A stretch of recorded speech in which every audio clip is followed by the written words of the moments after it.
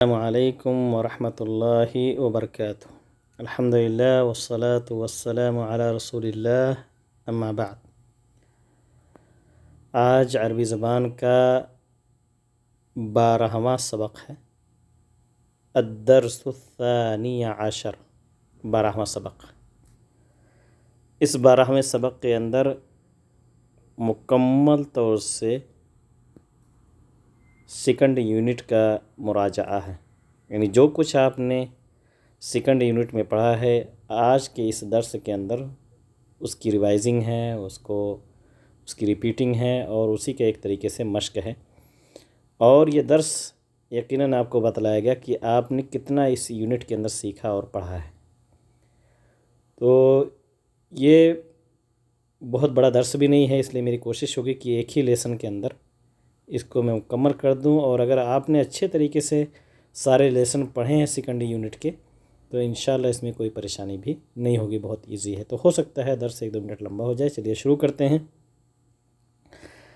التدریب الاول، پہلا مشق، وہی طریقہ بالکل مشق کا، طبیب، ڈاکٹر، یہاں پر وہ میچ ہے، یہ ورڈ موجود ہے، باقی طبق، پلیٹ، طیار، پائلٹ، مطار، ایئرپورٹ۔ عصفور، گوریا، چھوٹی چڑیا، پرندہ، یہاں پر وہ ورڈ ہے۔ قفص، پجڑا، مصباح، لیمپ، چراغ، اصبع، اگلی۔ خضراوات، خضار کی جمع ہے، سبزی یعنی سبزیاں، یہیں بغل ہی میں یہ ورڈ موجود ہے۔ بطانیہ، کمبل، صابون، صابن ہی، حصان، گھوڑا۔ جوازات، پاسپورٹس، یہ ورڈ یہاں پر ہے آخر میں۔ زرافہ، زراف۔ المیلاد، تاریخ پیدائش۔ ثعبان، اژدہا، سانپ۔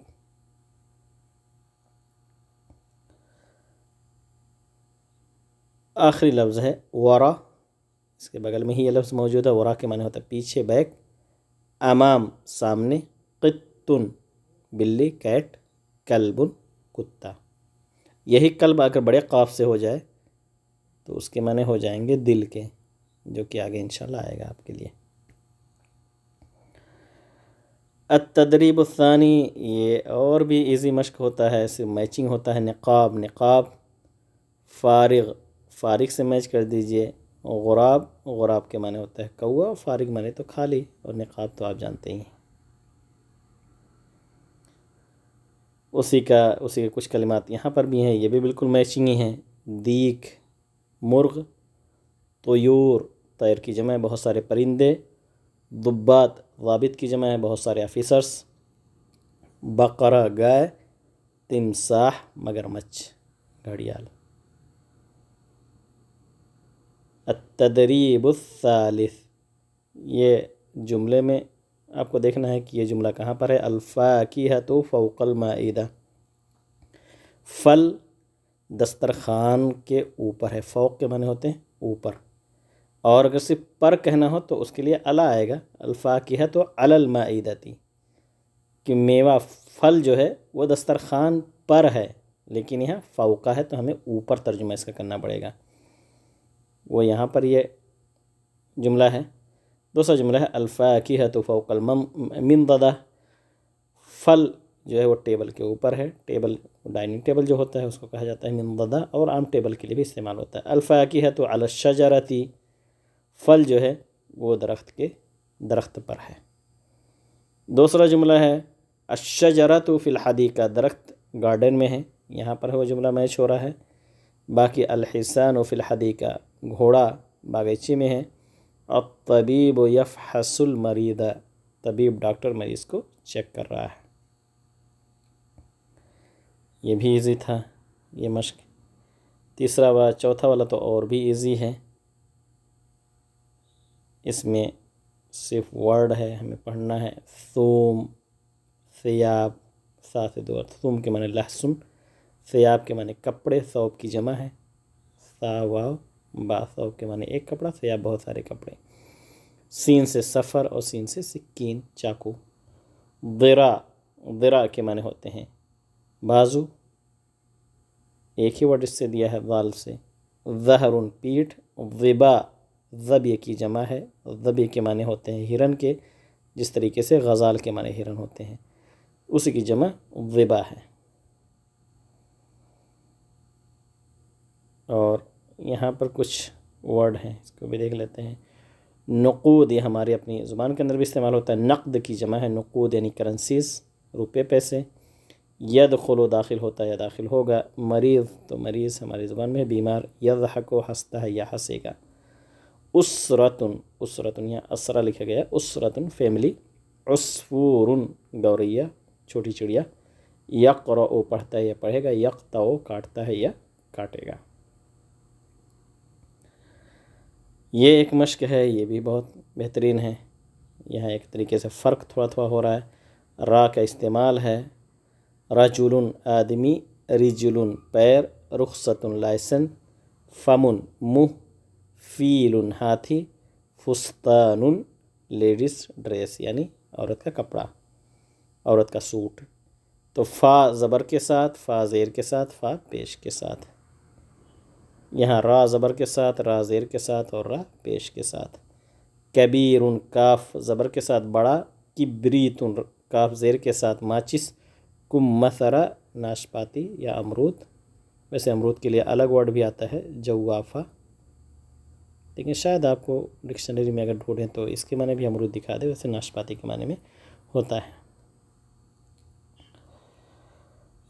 ये तो आपको आना ही चाहिए खुद ब खुद ये मश्क, और उम्मीद है कि आप सभी लोग ये खुद हल कर लेंगे। लेकिन फिर भी इस किताब का एक पार्ट है तो चलिए करा ही देते हैं। अत-तदरीब उस-सादिस, छठा मश्क। आइनुन, आइनुन के माने आँख, और ये नाक पे है तो नाक को कहते हैं अनफुन, और ये मुंह पे है तो फमुन मुंह, और ये दिल की तरफ इशारा है तो हमने अभी बताया था थोड़ी देर पहले क़ल्बुन, बड़े काफ से और छोटा काफ हो जाए तो कल्ब के माने कुत्ता हो जाएगा। और ये है कलाई, तो रुस्गुन, रुस भी आता है, और कफ़ुन, कफ़ के माने भी कलाई आता है, पीछे आपने वर्ड पढ़ा है। यह हाथ की तरफ इशारा है यदुन, ये एक उंगली की तरफ है यदुन। इस्बाउन, एक उंगली। अलिफ स्वाद बा और आइन आप सब पढ़ चुके हैं। शाअरुन, बाल, और ये है गर्दन, तो उनुकुन, ऐन नून काफ, और ये है सीने से तो सदरुन, स्वाद दाल से, और ये है ज़िराउन, बाजू।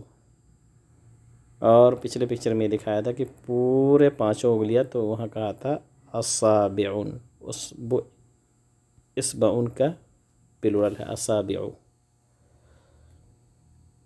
और यहाँ आखिर में है क़दमुन, आप इसको कह सकते हैं, या अगर पैर मकसूद लिया है तो आप रिजुलुन कह सकते हैं। रिजुलुन के माने पाँव, और रजुल अगर हो जाए तो मैन, आदमी के माने में, तो रिजुलुन। उसके बाद हाज़ा और हाज़िही, हमने बताया था हाज़ा मुज़क्कर की तरफ इशारे के लिए, हाज़ा शअरुन, ये बाल है, लेकिन आँख के लिए कहा हाज़िही ऐनुन। तो ये इंशाल्लाह आगे चल कर के आपको जब मुज़क्कर और मुअन्नस की बहस बताएंगे तो वहाँ शायद डिटेल से दें। वैसे आप अभी जान लें कि हमारे जिस्म के बहुत सारे ऐसे जोड़े वाले आज़ा जो हैं वो मुअन्नस इस्तेमाल होते हैं। उसी में से ऐन भी है, उसी में से उज़्न है, कान है, और उसी में से असनान, सिन जो है दांत, ये भी मुअन्नस। अगर एक दांत को भी कहना होगा तो हम कहेंगे हादिही सिन्नुन। अगर हमें आँख, यहाँ तो खैर है हादिही ऐनुन, ये आँख है। और अगर एक कान को भी कहना होगा तो हम कहेंगे हादिही उज़्नुन, यह कान है। हादा उज़्नुन नहीं कहेंगे। और शार, देखिए बाल बहुत सारे, लेकिन उसके लिए मुज़क्कर इस्तेमाल होता है, ऐसे लिसान है, हादा लिसानुन। फिर उसके बाद नीचे जब जाएंगे गर्दन से नीचे तो हाथ मुअन्नस इस्तेमाल होते हैं। हादिही यदुन कहेंगे, हादिही रिजुलुन कहेंगे, हादिही क़दमुन कहेंगे, ये सब जोड़े वाले हैं। हादिही कफ़ुन कहेंगे। तो अक्सर जो आप कह लें, अभी ये रूल जान लें कि अक्सर जो जिस्म के अंदर जो जोड़े वाले आज़ा हैं वो कहीं ना कहीं मुअन्नस इस्तेमाल होते हैं। लेकिन चेहरे में कुछ ऐसे जोड़े वाले हैं जैसे रुखसार, खद्दुन, जोड़ा है, दो गाल है, लेकिन उसके बावजूद मुज़क्कर इस्तेमाल होता है। तो इस बहस में भी ज़्यादा ना उलझें, इंशाअल्लाह آگے جب مذکر و مؤنث کی بحث آئے گی تو خود بہت سارے سینٹنس، بہت سارے کلمات لے کر کے آئیں گے۔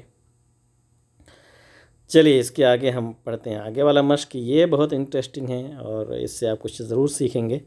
التدریب السابع، 7واں مشق، یہاں خالی جگہ، اس خالی جگہ کو بھرنا ہے۔ یأکل الرجل، آدمی کھاتا ہے، کیا کھاتا ہے؟ دوا، تفاح یا الماء۔ کھانے کے لیے تو پانی کا استعمال ہوگا نہیں، کیونکہ اس کے لیے تو یشرب، پینے کا ورڈ استعمال ہوگا، لیکن رہ گیا الدوا اور التفاح، تو صحیح کیا ہے؟ التفاح، کیونکہ ہم نے بتایا کہ عربی زبان میں دوا لینے کے لیے ایک خاص ورڈ آتا ہے، یتناولو، تناول کرتا ہے۔ اگر دوا کے لیے ہوتا تو لکھتا ہے یتناول الرجل الدوا۔ ویسے ہم نے بتایا تھا ہماری زبان کے اندر تو کامن ہے، آپ کہتے ہیں آئیے، مہمان سے کہتے ہیں آئیے تناول فرمائیے، حالانکہ وہاں کھانے پینے کی چیزیں ہوتی ہیں، دوا نہیں ہوتی۔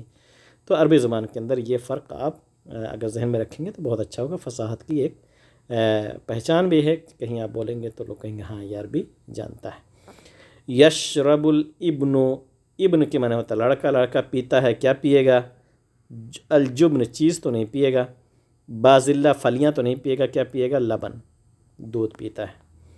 یصعد الرجل علی، آدمی چڑھتا ہے، کہاں چڑھتا ہے؟ علی معنی آن یعنی پر، علی السلم، سیڑھیوں پر چڑھتا ہے، سیڑھی پہ چڑھتا ہے۔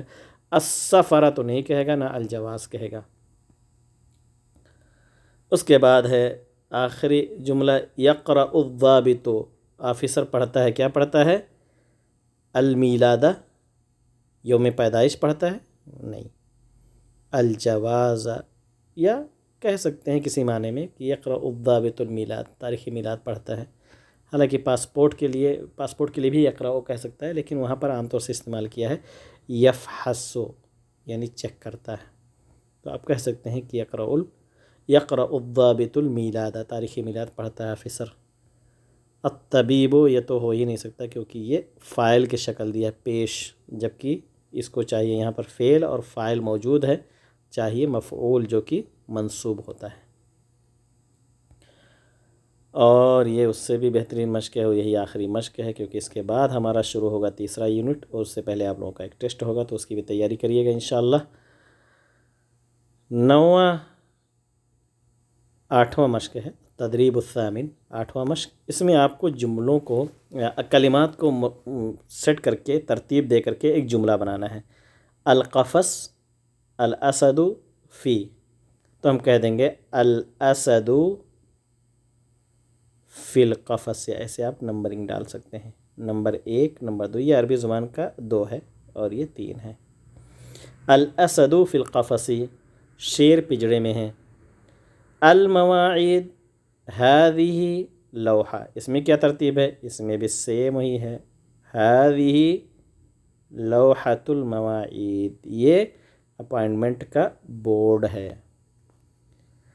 الحارس الفیل امام، یہاں پر آپ دونوں کہہ سکتے ہیں، اس کو بھی نمبر 1 لے سکتے ہیں، آپ کہہ سکتے ہیں کہ الفیل امام الحارس، ہاتھی گارڈ کے سامنے ہے، اور آپ یہ بھی کہہ سکتے ہیں کہ الحارس امام الفیل، گارڈ ہاتھی کے سامنے۔ تو آپ چاہے ہاتھی کو گارڈ کے سامنے کہیں یا گارڈ کو ہاتھی کے سامنے کہیں، دونوں سینٹنس صحیح ہوں گے، اس میں کوئی مسئلہ نہیں ہے۔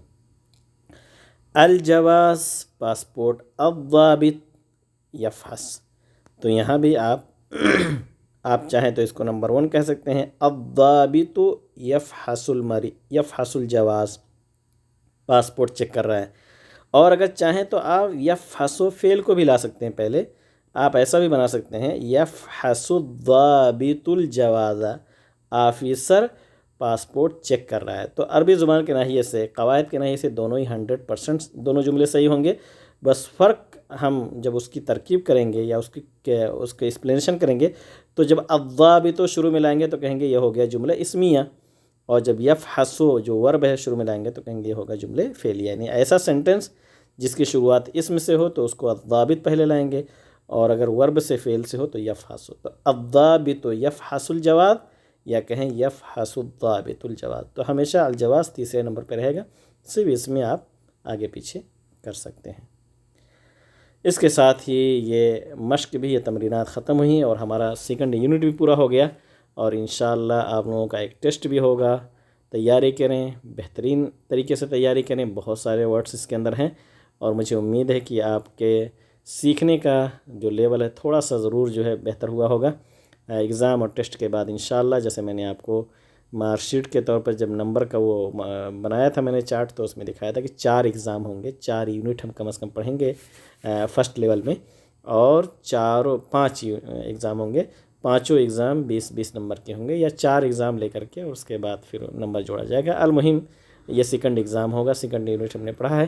اللہ تعالیٰ سے دعا کریں کہ اللہ رب العالمین ہم سب کو عربی زبان ایسی ہی مکمل دلجمی اور دلچسپی کے ساتھ سیکھنے کی اور اس سے استفادے کی توفیق عطا فرمائے، تاکہ ہم اس سے اپنے دین کو بھی آسانی کے ساتھ سمجھ سکیں۔ آمین وآخر دعوانا الحمد للہ رب العالمین۔ السلام علیکم ورحمۃ اللہ وبرکاتہ۔